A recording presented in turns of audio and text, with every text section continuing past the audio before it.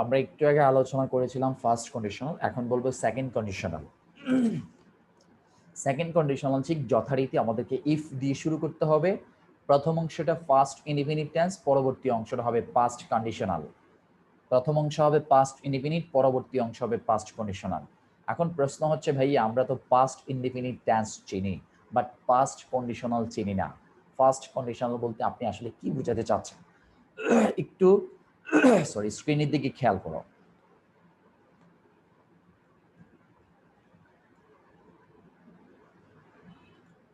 দেখো,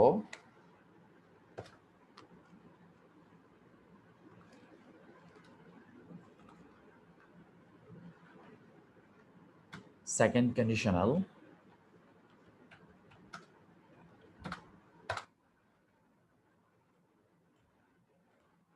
second conditional সাধারণত সচরাচর যদি শুরু হবে if plus past indefinite tense plus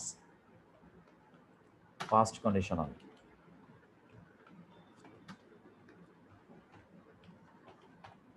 past conditional. এখন তোমাদের প্রশ্ন ভাইয়া, ফার্স্ট কন্ডিশনাল কি বোঝাচ্ছেন? ফার্স্ট কন্ডিশনাল বলতে আসলে কি বোঝাতে চান? তাহলে ফার্স্ট কন্ডিশনালের একটা স্ট্রাকচার আছে, সেটা আমরা একটু জেনে নিব। স্ট্রাকচারটা হচ্ছে subject plus ought, could, might। যেহেতু এগুলো modal auxiliary verb, so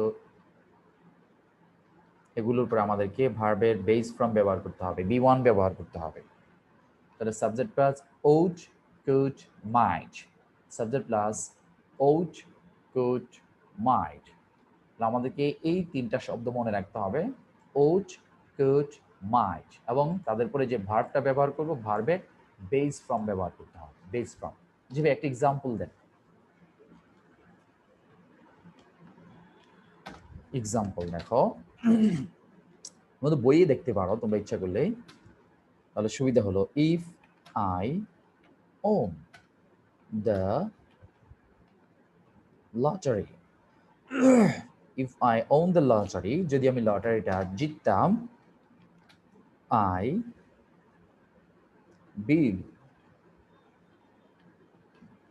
build a house, আমি একটা বাড়ি নির্মাণ করতাম। তাহলে দেখো এখানে ওন শব্দটা হচ্ছে বি2। ওন শব্দটা কি? বি2। বি2 মানে কি? Past tense. সো ইফ যুক্ত অংশটা কি হলো? পাস্ট ইনডিফিনিট টেন্স হয়ে গেল, পাস্ট ইনডিফিনিট টেন্স। তাহলে আমাদেরকে পরবর্তী অংশটাকে কি করতে হবে? পাস্ট কন্ডিশনাল করতে হবে। তাহলে আমরা যেখানে আই বিল্ড এ হাউস লিখলাম, এটা আমাদেরকে লিখতে হবে ব্র্যাকেটের অংশটাকে ought, could, might, তারপরে বিল্ড কি হয়ে যাবে? বিল্ডই থাকবে, বিউআইএল, বিল্ড। এই হচ্ছে আমাদের আনসার, এই হচ্ছে কি আনসার। তাহলে দেখো আমরা কি বুঝতে পারলাম, যে সেকেন্ড কন্ডিশনাল হচ্ছে ইফ দিয়ে শুরু হবে, তার পরবর্তীতে প্রথম অংশটা হবে পাস্ট ইনডিফিনিট টেন্স। আমরা জানি পাস্ট ইনডিফিনিটের স্ট্রাকচার হচ্ছে ভার্বে বি2 হয়, শুরুতে সাবজেক্ট, শেষে অবজেক্ট হবে, সেটা যথারীতি আগের মতোই। আর ফার্স্ট কন্ডিশনাল হবে পরবর্তী অংশটা। প্রশ্ন দাঁড়ালো যে ফার্স্ট কন্ডিশনাল কি? তাহলে ফার্স্ট কন্ডিশনাল স্ট্রাকচারটা আমরা জানলাম, যে সাবজেক্ট থাকবে, সাবজেক্টের পরে ought, could, might থাকবে। আর আমরা জানি এগুলো আসছে উইল থেকে ought, ক্যান থেকে could, মে থেকে might। যেহেতু এগুলো মডেল অক্সিলারি, সো মডেল অক্সিলারির পরে ভার্বের বেস ফর্ম হয়, যেটাকে আমরা প্রেজেন্ট ফর্ম বলে থাকি, অথবা আমরা বি1 বলে থাকি। এক্সাম্পল দেখো, if I won the lottery, যদি আমি লটারিটা জিততাম, I ought build a house, আমি একটা বাড়ি নির্মাণ করতাম। সবাই কি বুঝতে পেরেছ? একটা এক্সাম্পল মুখস্থ রাখো, example is the better then rules. নিয়ম হয়তো মনে থাকবে না, বাট এক্সাম্পলটা মনে থাকবে। সবাই একটু লিখে ফেলো অথবা স্ক্রিনশট দাও। স্ক্রিনশট দাও, লিখতে গেলে একটু সময়টা বেশি লাগবে। স্ক্রিনশট দিয়ে রাখো, পরবর্তীতে তোমরা দেখে একটু কষ্ট করে লিখে ফেলবে। হ্যাঁ, সবাই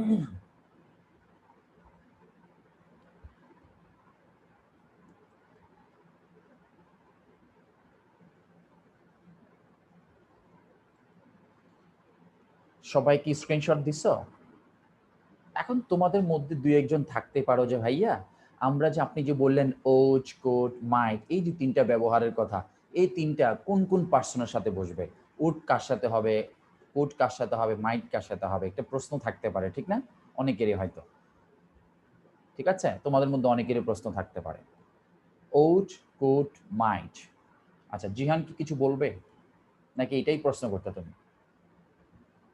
ভাইয়া এই প্রশ্নটা একটা ছিল যে ওই যে ওন যে বলছিলেন না, ওন এর প্রেজেন্ট ফর্ম আর পাস্ট পার্টিসিপল ফর্ম জানি না, এজন্য WIN, won. WIN, won. WIN, win, sorry win, WIN, win, win থেকে ওন, উইন, বিজয়। আচ্ছা, তাহলে দেখো, কেউ যদি বলো যে ভাই আমরা কোনটা ব্যবহার করব, তাহলে আমি বলবো যার যেটা ভালো লাগে, যার যেটা ভালো লাগে। অনেকে হয়তো ভাবছে যে ভাইয়া হয়তো এই কথাটাই এখন বলবে, আগে যে বলছিলাম মনে আছে অনেকে। উড বসাইতে পারো, কুড বসাইতে পারো, মাইট বসাইতে পারো, যার যেটা ভালো লাগে। সবাইকে বুঝতে পেরেছো? কারো কোনো কোশ্চেন আছে? কারো কোনো কোশ্চেন? এখানে ইম্পর্টেন্ট হচ্ছে এটা, প্রথম স্ট্রাকচার মনে রাখতে হবে। আমরা a প্লাস বি হোল স্কোয়ারের সূত্র শিখেছি, a square plus 2b plus B square.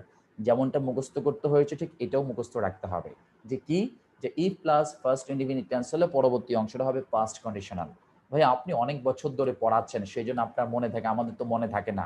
তোমাদের পরীক্ষার জন্য পড়তে হবে, আর আমি পড়াই, সেই জন্য আমার মনে রাখতে হচ্ছে।